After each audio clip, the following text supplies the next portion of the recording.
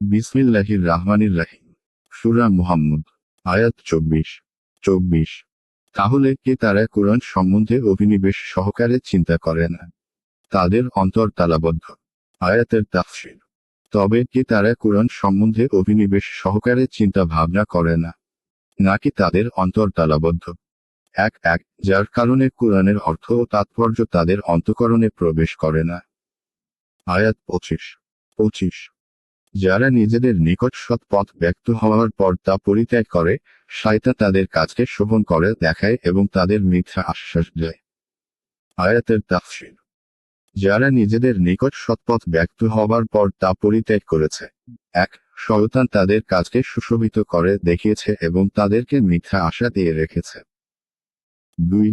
এ থেকে মুনাফিকদেরকে বোঝানো হয়েছে, যারা জিহাদ থেকে মুখ ফিরিয়ে নিয়ে নিজেদের কুফরি এবং দিন পরিহার করার ব্যাপারটা প্রকাশ করে দিয়েছে। মিথ্যা আশা দিয়ে রেখেছে, এর কর্তৃপদ ও শয়তান। অর্থাৎ শয়তান তাদেরকে বিরাট আশায় এবং এই প্রতারণায় ফেলে রেখেছে যে, এখনো তোমাদের অনেক বয়স আছে, কেন যুদ্ধে গিয়ে নিজেদের প্রাণ হারাবে? অথবা এর কর্তৃপদ হলো আল্লাহ। অর্থাৎ আল্লাহ তাদেরকে জিল ও অবকাশ দিয়েছেন। অর্থাৎ তিনি তাদেরকে সত্তর পাকড়াও করেননি। আয়াত 26। এটা এজন্য যে, আল্লাহ যা অবতীর্ণ করেছেন তা যারা অপছন্দ করে তাদেরকে তারা বলে আমরা কোন কোন বিষয়ে তোমাদের আনুগত্য করব। আল্লাহ তাদের গোপন অভিসন্ধি অবগত আছেন। আয়াতের তাফসীর।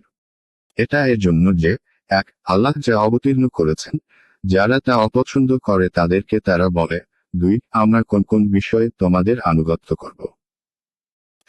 আল্লাহ তাদের গোপন অভিসন্ধি অবগত আছেন। এখানে এটা বলে তাদের ধর্মত্যাগ করার প্রতি ইঙ্গিত করা হয়েছে। অর্থাৎ মুনাফিকরা মুশরিকদেরকে অথবা ইহুদীদেরকে বলে।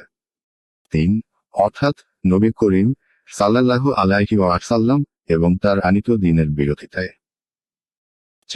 যেমন অন্যত্র বলেছেন, অর্থাৎ তারা রাতে যা পরামর্শ করে আল্লাহ তা লিপিবদ্ধ করে রাখেন। সূরা নিসা 4:81।